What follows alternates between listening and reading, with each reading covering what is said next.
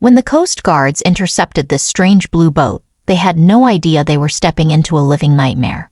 The mysterious metallic vessel didn't appear on their radar, and as they approached, the situation quickly spiraled out of control. But before we dive into this tale, don't forget to smash that like button, subscribe, and hit the notification bell so you won't miss any new stories. The team first observed that the boat was significantly larger than they had initially thought. It had an appearance unlike anything they had ever encountered, with barely any windows except for a few small glass frames on top. The strangest part was that the boat did not seem to appear on their ship's radar, despite being directly in their line of sight. The crew's captain checked the monitor again, but for some reason, it only detected their own vessel. The boat was a mystery, its blue color almost blending perfectly with the sea's waves, giving it a suspicious aura at first glance. The boat wasn't that large, so with a full team of strong men, they should have been able to draw it near. But the mysterious thing wouldn't budge an inch. Instead, it was their own boat that was pulled forward. "What is this thing?" the captain muttered nervously. "There's more than meets the eye with this thing. We're just seeing the tip of the iceberg." The captain ordered Thomas and his colleague, Derek, to investigate.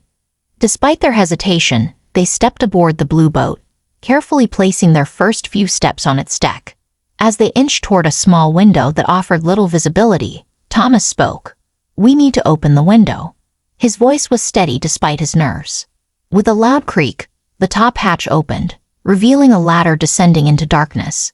The two men could see nothing below, adding to their unease, but they pressed on, venturing downward into the boat. The decision would soon prove to be one they deeply regretted. "There's no one here, so who piloted the boat?" Thomas asked, confused. Derek shrugged and tried to communicate his findings to the outside crew, but the connection through Derek's walkie-talkie was jittery, and words were hard to understand. Then things got dire in a hurry. A creak was heard above them, and suddenly, the top hatch closed on its own. The coastal boat's captain and the other crew saw this happening, and widespread panic erupted. They tried to ask Thomas and Derek if they were all right, but the communication signal was gone completely. With the hatch closed, the two investigating crew members were cut off from the main group. Thomas and Derek climbed the ladder and stared at their coastal boat in fear. But that would be their final glimpse, because the blue boat had a mind of its own and was starting to inundate completely beneath the ocean's surface. "What the hell is going on?" Derek asked, panic-stricken. On the other side, Thomas was still trying to compose himself and did his best to calm his colleague. The two men quickly reached a state of panic, even Thomas, who had tried to keep his cool as long as he could. They slammed their fists against the metal hatch at the top of the ladder, but it wouldn't budge. Just a few seconds later, the boat was completely submerged underwater, and a realization hit Thomas. This wasn't just any boat, it was a submarine. Thomas thought back to the moment they first discovered that strange blue vessel. It hadn't shown up on the radar. It was camouflaged with its blue color, and it blocked out all forms of communication. This boat was incredibly stealthy. But why? What was its purpose? It wouldn't be long before the two fearful Coast Guards would find out, because the submarine was moving to an unknown location, one with great consequences. Until then, Thomas and Derek had nothing to do but wait. The first part of their investigation was the main console on the north side of the sub. It looked straight out of an 80s movie with heavy-duty buttons and wires running out the back. However, the machine didn't seem to control any part of the ship. That's when Derek called out, "Thomas, there's a door over here." Thomas turned around and joined his friend. The two men combined their strength to push the handle downward, hoping it would be enough to open the doorway. But this door, like the hatch above, was too powerful for these desperate men to open. Defeated, they sank to the floor, only to feel the submarine vibrate again, this time ascending. It was the same vibration that occurred when they had sunk down about 30 minutes ago. But this time they were clearly going upward. The two men jumped up from their seated position and hid behind the console on the other end of the boat. Just as they reached their hiding spot, the hatch above opened, and three individuals climbed down, making their way to the locked door. When they emerged, they were carrying large packages. What was this place, and what were they taking out? Thomas's mind raced as he tried to make sense of it all. The men were large, bulky in stature, and made repeated trips up and down, carrying dozens of large packages to the surface. The process took about 30 minutes, and Thomas and Derek were lucky not to be discovered. When the shady men were eventually done unloading the submarine's contents, it was quiet inside the vessel. Neither Thomas nor Derek dared to speak, but they noticed that the individuals had left the top part of the ship open. The two men knew what to do. With Thomas leading the charge, they climbed up the ladder. Once at the top, the Coast Guards felt the cold ocean breeze on their faces. They were in the middle of the ocean, with no land in sight, but around them were 4 massive floating pillars holding a large oil rig platform on top. No one appeared to be in sight, and staying inside the submarine was not an option.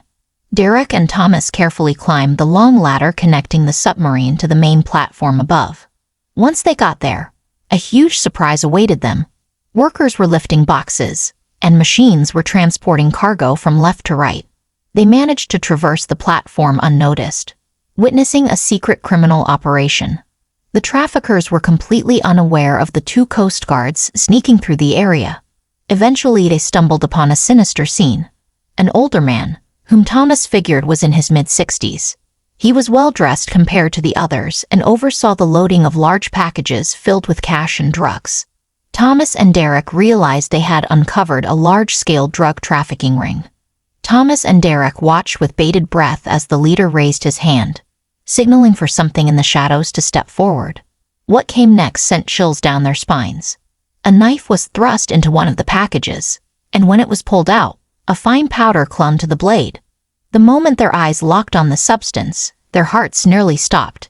As Coast Guards, they'd seen this before.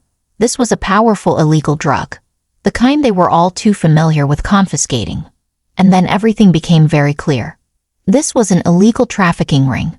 The criminals were using the stealthy submarine to transport contraband from one location to another.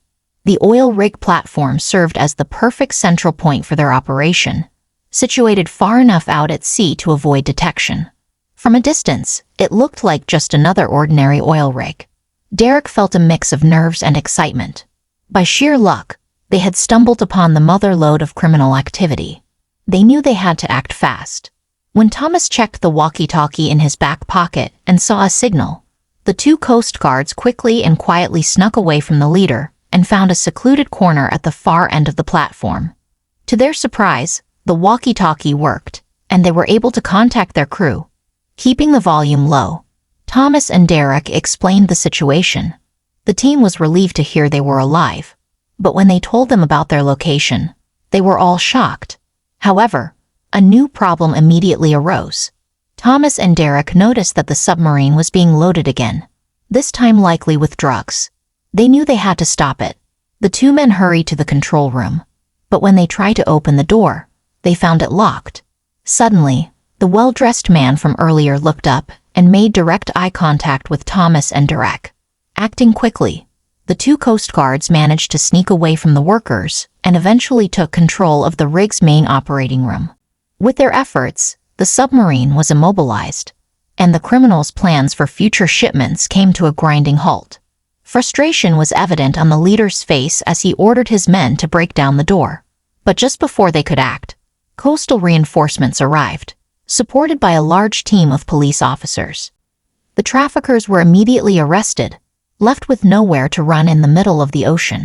Thomas and Derek were released from the control room and honored as heroes for their quick thinking and bravery. What started as a terrifying day ended in victory, marking the biggest bust of their careers. It couldn't have ended any better. What do you think of Thomas and Derek's heroic move? Comment your thoughts below, and don't forget to subscribe, hit the like button, and smash the notification bell so you don't miss any of our new stories.